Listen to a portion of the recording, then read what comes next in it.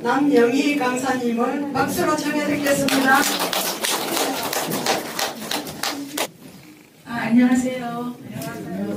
죄송합니다. 너무 늦어서. 네, 오늘 월요일 아침이라서 제가 일찍 출발을 했는데 죄송합니다. 너무 죄송해서 일단은 임팩트 있게 한 30분 정도 강의를 해드리도록 하겠습니다. 네, 저는 방금 회장님께서 소개해 주신 것처럼 남서울대학교 보건행정학과의 교수로 있습니다.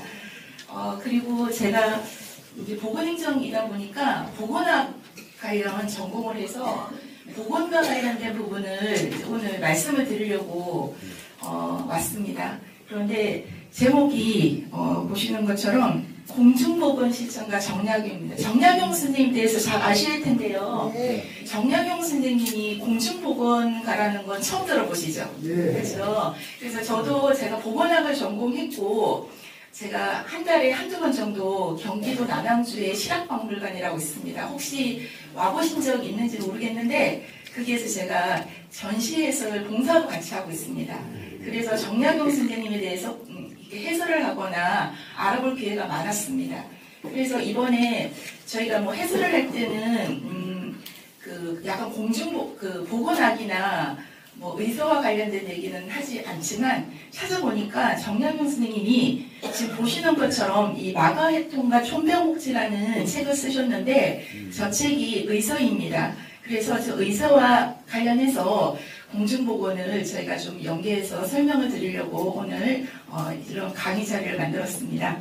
그래서 목차에 나와 있는 것처럼 마가해통과 촌병옥지라는 책에 대해서 좀 소개를 해드리고요. 그리고 그 당시 정약용 선생님의 이런 보건학적 사상과 오늘날의 보건학이 어떻게 연계되는지, 그래서 어르신들이 어떻게 건강관리를 하시면 좋은지 이렇게 강의를 해드리도록 하겠습니다. 네, 그래서 오늘 강의를 통해서 결국은 정약용 선생님의 건강 지혜를 배워서 오늘날에 우리가 좀 잘 활용을 하자, 뭐 이런 내용입니다. 정약용 선생님은 보시는 것처럼 1762년도에 태어나셔서 1836년도에 돌아가셨습니다. 예전 분치고는 상당히 장수하셨던 것으로 나타나 있습니다.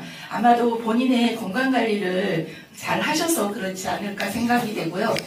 보시는 것처럼 남양주 조안 지금 다산 유적지가 있는 남양주 그쪽에 생가가 있고 그 옆에 이제 실학박물관이 같이 있으면서 그쪽에 풍광이 엄청 좋습니다.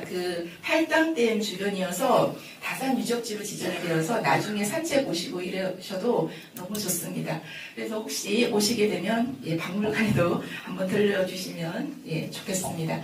22세 때 과거 진사로 합격을 했고요. 그 이후에 규장각 검서관으로 일을 했는데, 검서관이라는 직책은 그 고위 관리직들의 그런 서류를 정리하거나 또 필사를 하거나 일을 아주 좀 한참은 일을 처음에는 하셨습니다. 그런데 정약용 선생님도 어렸을 때 천년두를 알았습니다. 오늘날 이제 두창이라는 그런 감염병인데요.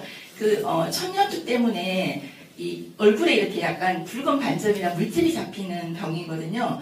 그래서 그걸 알아서 눈썹이 눈썹 부분에 이렇게 물집이 잡히면서 눈썹이 이렇게 여기 가운데가 이렇게 여기가 없어지면서 눈썹이 세 개처럼 보였습니다. 그래서 7살 때 아버님이 정약용 선생님이 이제 지은 시들로 시집을 만들어줬는데 그게 산미집이라는 시집을 만들었습니다. 산미라는 게 눈썹이 세 개다라는 뜻입니다. 그래서 산미라는 이제 가장 어렸을 때 호가 산미라는 호인데 그게 그 천년두 때문에 받게 된 그런 호입니다.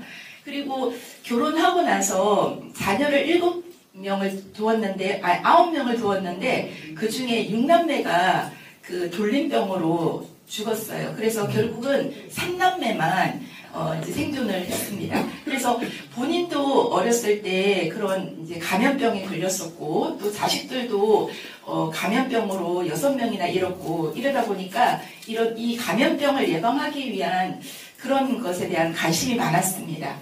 그래서 37세 되던 해에 마가해통이라는 책을 쓰게 됩니다. 그래서 책 내용은 조금 이따가 설명을 드리고요. 40세 되던 해에 정약용 선생님 그 집안이 천주교 집안인데 예전에는 우리는 이제 종교잖아요, 천주교가. 또 중국에서는 성리학이라는 학문이 있지만 그 성리학은 결국은 유교를 바탕으로 하는 유교라는 종교를 바탕으로 합니다. 그리고 이제 서양에서 들어온 종교인 천주교는 서학이라고 이렇게 불렀습니다. 그래서 그게 종교로 받아들인 게 아니라 학문으로 받아들인 거죠. 그래서 그 그러니까 학자니까 학문에 대한 호기심이 많으니까 그 공부를 하게 됐는데 또 이제 그 집안의 어르신들은 또 천주교에 많이 또 심취가 되어 있었습니다. 그런데 정조 임금님이 1800년도에 돌아가시면서 이제 천주교 박해가 시작이 됩니다. 천주교를 믿는 사람들은 이제 벌을 받고 돌아가시기도 하고 사형을 당하기도 하고 이렇게 했습니다. 정약용 스님도 천주교에 접하고 학문을 했다라는 이유로 이제 기양을 가게 됩니다. 그 기양을 간 게 18년 동안 기양을 가는데 그 기양에서 이제 그 기양을 왔다는 거에 대해서 비관하기보다는 내가 그동안 너무 열심히 일을 했으니까 좀 쉬는 기회다라고 생각하고 그동안 자기가 하지 못했던 학문에 이제 열중을 하게 됩니다. 그때 처음에 이제 다 아시다시피 정약용 스님은 전라도 강진으로 기양을 가십니다. 근데 그렇게 처음부터 가신 건 아니고요. 1801년도에 정약용 스님이 지금의 포항에 해당되는 장기현이라는 곳으로 그 토끼꼬리 모양인데 그쪽으로 기양을 처음에 가셨습니다. 거기서 한 10개월 정도 계셨거든요. 그때 시골에 갔더니 막 시골 어르신들이 아프시면 뭐 구설하거나 막 이상한 뱀 같은 걸 잡아 먹거나 막 이러는 거예요. 그래서 이거 이렇게 하면 안 되는 건데라고 벌써 마과일통이 벌써 썼잖아요. 써서 내가 어떻게 감염병을 관리해야 된다는 거를 알고 있는데 시골에 갔더니 그런 정말 말도 안 되는 치료 방법으로 감염병을 치료하려고 하고 있는 거예요. 그래가지고 이제 좀 정량쌤을 어리석은 백성들을 좀 구제하고자 자기가 알고 있는 지식, 미약한 지식이지만 그걸 활용해서 내가 총병치라는 책을 쓴다라고 하고 책을 쓰시게 됩니다. 마가이통에서 이제 말을 하고 싶은 3가지 원칙이 있는데요. 그 첫 번째가 위생관리를 잘 해야 된다. 이런 거고요. 두 번째는 감염병에 걸리면 다른 사람하고 접촉하지 말아야 된다라는 격리가 두 번째 원칙입니다. 그리고 마지막 세 번째 원칙은 바로 이런 질병이 오기 전에 스스로 관리를 해서 예방을 해야 된다. 이런 것이 이제 세 번째 원칙이 되겠습니다. 그래서 그 독감이라는 독감 예방 접종은요, 바이러스가 딱 한 가지만 있지는 않아요. 상당히 여러 가지가 있습니다. 그 중에서 우리나라에 자주 발생하고 많이 발생되는 그 독감균을 맞춰주는 거예요.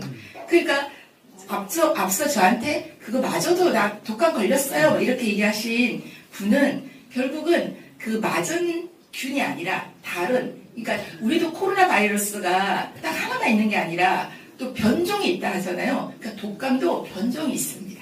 그래서 내가 맞은 백신이 아니라 예방접종약이 아니라 다른 종류의 바이러스가 생기면 내가 걸리는 거예요.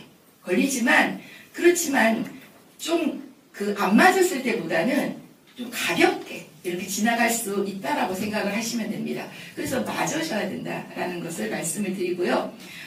그리고 폐렴구균도요. 이제 나이 드신 분들은 맞으셔야 되는데 국가에서 65세 혹시 폐렴구균 다 맞으셨나요? 네. 너무나 정보력이 좋으셔가지고 제가 알려드리는 게 아니라 벌써 다 알고 계시네요. 혹시라도 안 맞으신 분이 계시면 65세 이상 되면 국가에서 무료로 맞춰줍니다. 그리고 또 병원에 가면 그런 거 다 붙여져 있죠. 그렇죠? 그래서 폐렴구균을 혹시 안 맞으셨다면 맞으시면 될 것 같고요. 근데 대상포진은 아직까지 무료가 없습니다. 그래서 조금 비싼데 이런 것도 좀 생각을 해보시면 어떨까. 이렇게 이제 몇 가지 어르신들한테 필요한 백신에 대해서 말씀을 드렸습니다. 네, 이제 계속 제 슬라이드에서 계속 많이 나오는 문구 중에 하나가 치료보다 예방 이겁니다. 그렇죠? 예, 이 선호를 따졌을 때도 예방이 먼저고 치료는 나중인 거잖아요. 그렇죠? 그래서 치료를 받는 상황이 생기지 않도록 미리미리 선생님들께서 예방을 하는 그런 건강관리 활동을 하시면 어떨까라고 생각이 듭니다. 그래서 오늘부터 하나씩 건강을 증진하기 위한 활동을 좀 시작해 보시기를 권유드리면서 제 강의를 마치고자 합니다.